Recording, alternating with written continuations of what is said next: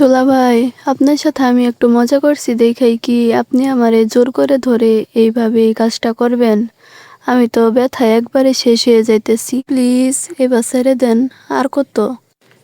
আমি সব মজাই সহ্য করতাম, কিন্তু তুমি আমার নামে যে মজাটা করছো, এটা কি ছেড়ে দেওয়ার মতো বলো? তোমারে তো আমি এখনই ছাড়বো না, আগে তোমার সাথে আমি পরীক্ষাটা শেষ করি, তারপরে ছাড়বো তোমারে। দুলাভাইয়ের রুমে আমাকে জোর করে আটকিয়ে কি কাজটা করলো জানতে হলে সম্পূর্ণ ভিডিওটি শুনুন।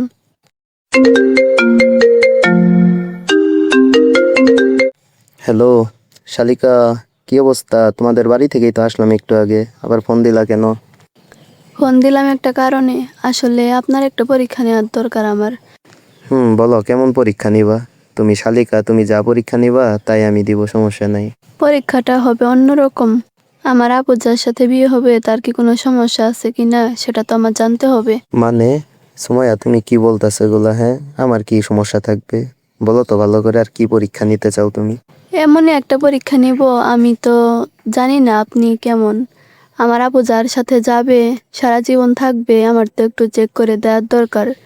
আমার আপু যে আবার সুখেই থাকে না দুঃখেই থাকে। বুঝতে পারছি তুমি কোন পরীক্ষার কথা বলতেছো। আসলে আমি বলি, তুমি মুখে বললে বিশ্বাস করবা কিনা। আমার কোনো সমস্যা নেই, বুঝছো?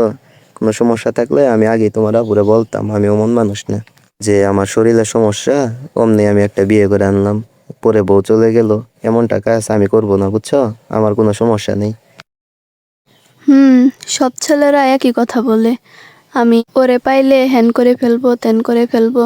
আসলে কাছে আসলে সবাই ভিজা বেড়াল, 2 মিনিটেই সবাই আউট হয়ে যায়, বুঝেন নাই? শোনো সুমাইয়া, তুমি তো এখন আমার পুরুষত্ব নিয়ে কথা তুলতেছো, আঙুল তুলতেছো। তুমি কি আমার কি পরীক্ষা নিবা বলো? তুমি আসো আমার বাসায়, আমি তোমার এই পরীক্ষা দিব। তোমার বোনের আগে তোমার সাথে আমি পরীক্ষাটা দেই, তারপরে বললাম আমার কোনো সমস্যা আছে কিনা। আপনি আমার সাথে কি পরীক্ষা দিবেন? আর আমি কেন যাব? আমি আপনারে কোনো একটা ব্যবস্থা করে দিব, আপনি তার সাথে পরীক্ষা দিবেন। আমি দেখব আপনার সব কিছু ঠিক আছে কিনা। না না শালিকা, তা তো হবে না। আমি তো অমন ছেলে না যে রাস্তার মেয়ের সঙ্গে আমি ওগুলা করবো, বুঝো নাই? তুমি যদি পরীক্ষা নাও তাহলে বলো, আমি দিতে প্রস্তুত। হুম কি আমার পুরুষটা পারবেন আমার সাথে যে পরীক্ষা দিতে চান?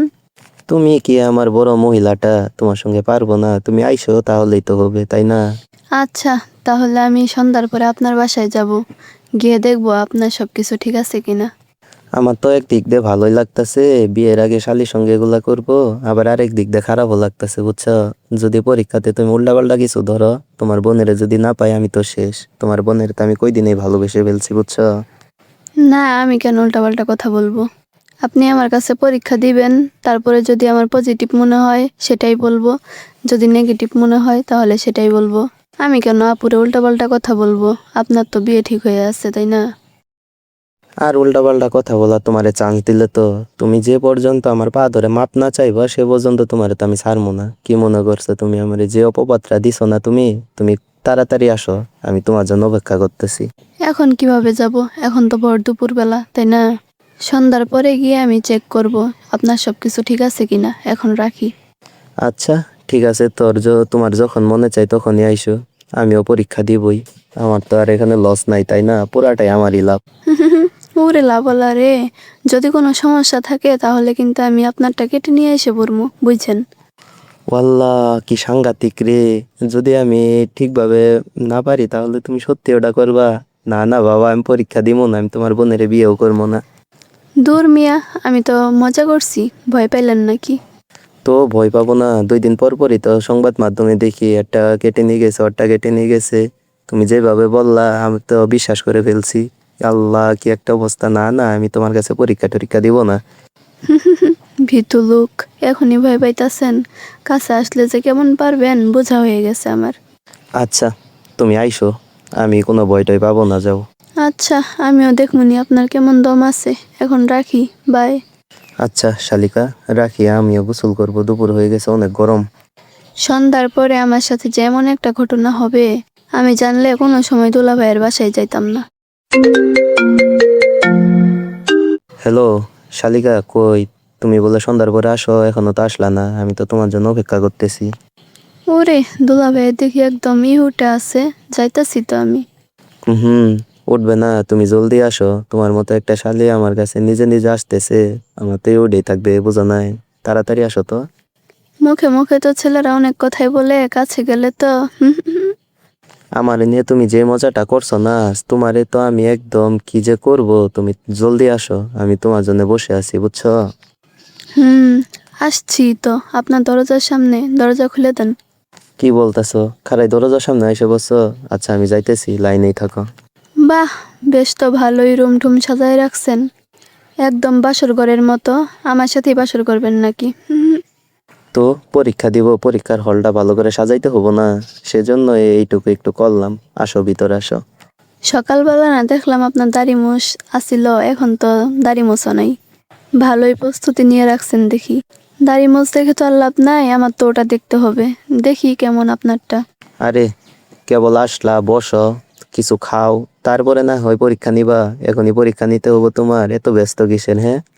তো ব্যস্ত না, আমার বোন যে আপনার কাছে সারা জীবনের জন্য দিব, আমারও তো দেখা উচিত। আচ্ছা, তাহলে খাওয়া দাওয়া পরে কইরো, আগে তোমার কাছে আমি পরীক্ষাটাই দিই। আসো, আমার এই রুমে আসো। চলেন, আমিও দেখি কেমন পারেন আপনি। কাছে আসো, দূরে দূরে থাকলে তো আর হয়, বুঝো না?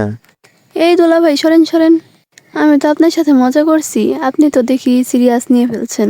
আসলে ছেলে মানুষটা সবাই এমনই, আপনি তো মিয়া খারাপ আছেন। আমি আপনার হবু শালি লাগি, আমার সাথে এগুলা করবেন? সি, সরেন সরেন। মানে তোমার কথা তো আগামাতা কিছুই বুঝলাম না, কি বলতেছো? তুমি আমার পরীক্ষা নিবা, হ্যান করবা, ত্যান করবা, আমি নাকি 2 মিনিট পারবো না, কত কিছু বললা। এখন আবার বলতেছো মজা করছো। আর মজা করলে তো হবে না, তুমি যেহেতু আইসো বলছো, তোমারে কি আমি ছাড়মু? কি মনে করছো তুমি আমারে? তুমি কাছে আসো।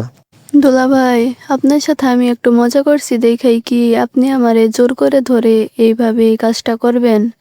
আমি তো ব্যথায় একবারে শেষ হয়ে যাইতেছি, প্লিজ এবার ছেড়ে দেন। আর কত? আমি সব মজাই সহ্য করতাম, কিন্তু তুমি আমার নামে যে মজাটা করছো, এটা কি ছেড়ে দেওয়ার মতো বলো? তোমারে তো আমি এখনই ছাড়বো না, আগে তোমার সাথে আমি পরীক্ষাটা শেষ করি, তারপরে ছাড়বো তোমারে। আমি তো আপনার সঙ্গে মজা করছি, আপনি যে আমার এত বড় সর্বনাশ করবেন আমি কোনো সময় কল্পনাও করি নাই। তাহলে আগে বল, আমি কি সুপুরুষ না কি এমনি অপদার্থ? আপনি সুপুরুষ, আপনার সব কিছুই ঠিক আছে, এবার ছেড়ে দিন প্লিজ। শোনা, আমার শেষ। যাও, বাথরুমে গিয়ে ফ্রেশ হয়ে আসো। প্রিয় দর্শক, গল্পটি আপনাদের কেমন লাগলো কমেন্টে অবশ্যই বলে যাবেন। যদি নিয়মিত এমন বিনোদনমূলক ভিডিও পেতে চান, তাহলে আমাদের চ্যানেলের সঙ্গে যুক্ত হন। চ্যানেলটি সাবস্ক্রাইব করে পাশে থাকবেন। গল্পটি শুধু বিনোদনের উদ্দেশ্য নিয়ে তৈরি করা হয়েছে। এখানে ব্যবহৃত নাম, সংলাপ, চরিত্র সবকিছুই কাল্পনিক। যদি কারো জীবনের সঙ্গে আমাদের গল্পটি মিলে যায়, তা সম্পূর্ণ কাকতালীয়। আপনারা যদি আমাদের চ্যানেলের সঙ্গে যুক্ত হন, তাহলে এমন বিনোদনমূলক ভিডিও প্রতিদিন দেখতে পারবেন। তাই দেরি না করে এখনই একটি সাবস্ক্রাইব করে আমাদের সঙ্গে যুক্ত হন। ধন্যবাদ।